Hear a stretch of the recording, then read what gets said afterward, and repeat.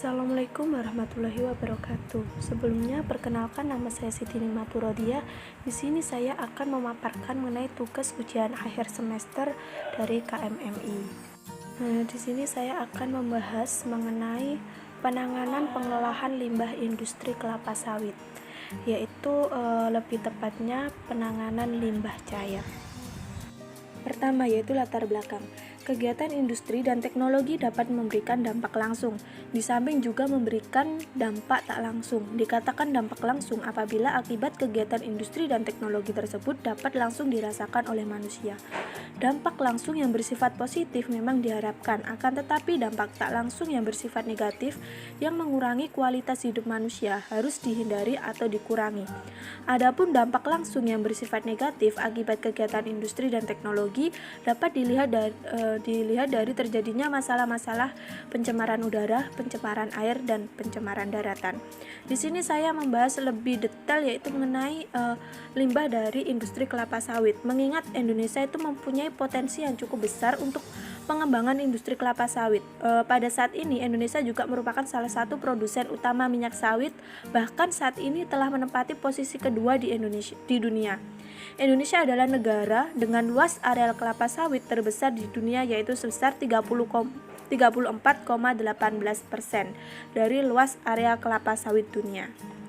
Pencapaian produksi rata-rata kelapa sawit Indonesia tahun 2004 sampai 2018 tercatat sebesar 75,54 juta ton tandan buah segar atau TBS, atau 40,26% dari total produksi kelapa sawit dunia.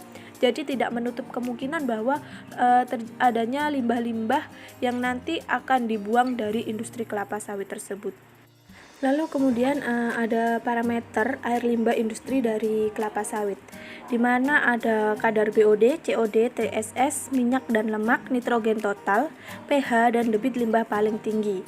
Untuk BOD, kadar paling tinggi adalah 100.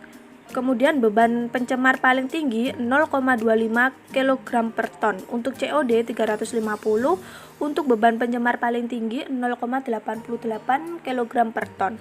Lalu untuk TSS, kadar paling tingginya 250 mg per liter.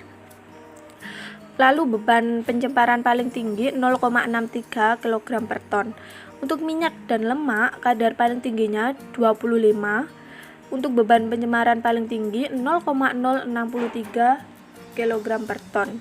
Untuk kadar nitrogennya 50 paling tinggi, kemudian beban pencemaran paling tinggi 0,125 kg per ton.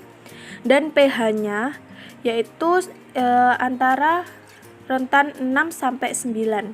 Untuk debit limbah paling tinggi 2,5 meter persegi per ton untuk produk minyak sawit atau CPO.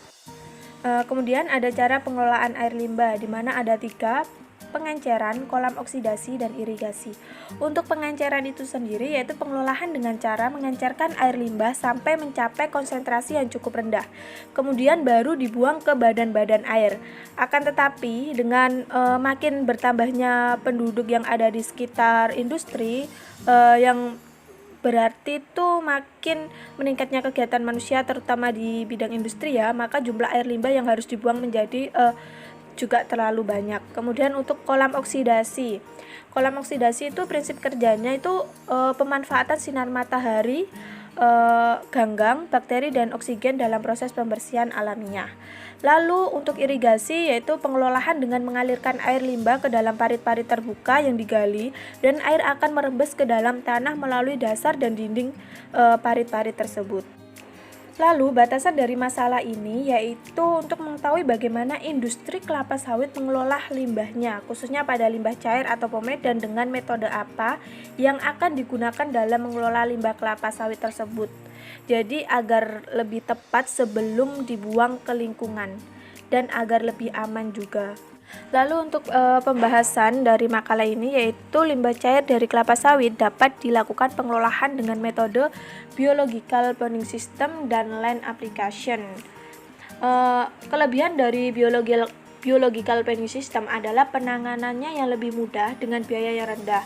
Keterbatasan sistem ini adalah bahwa harus tersedia area yang cukup luas dan volume limbah yang diolah tidak tidak terlalu kecil. Sedangkan land application atau pemanfaatan air limbah ke tanah adalah suatu kegiatan di mana air limbah atau sisa dari suatu usaha dan atau kegiatan yang berwujud cair digunakan atau difungsikan sebagai fertilizer atau penyuplai unsur hara dari tanah-tanah tersebut. Bagi tanah kemudian penggunaan air limbah untuk pertanian mempunyai fungsi ganda. Di samping penanggulangi pencemaran, kemudian dengan memanfaatkan air limbah pada lahan, maka air limbah akan berkurang masuk daerah aliran sungai dan sudah mengalami penyaringan terlebih dahulu. Unsur-unsur hara yang terdapat dalam limbah berfungsi sebagai unsur pupuk yang menyuburkan tanaman. Dengan demikian akan mendapat perbaikan struktur tanah atau dapat memperbaiki struktur tanah.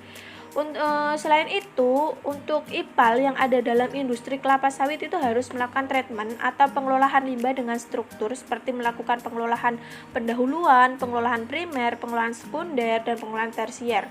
Untuk proses pengelolaan limbah cair itu umumnya dibagi menjadi 4 kelompok, yaitu pengelolaan pendahuluan, yang mana itu memisahkan padatan kasar, mengurangi ukuran padatan, memisahkan minyak atau lemak, dan proses penyertaan fluktuasi aliran limbah pada bak penampung.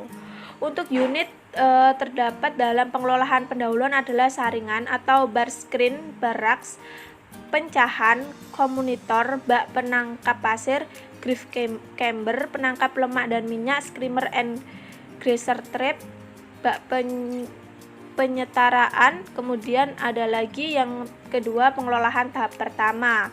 Setelah itu ada pengelolaan tahap kedua, kemudian ada pengelolaan tahap ketiga.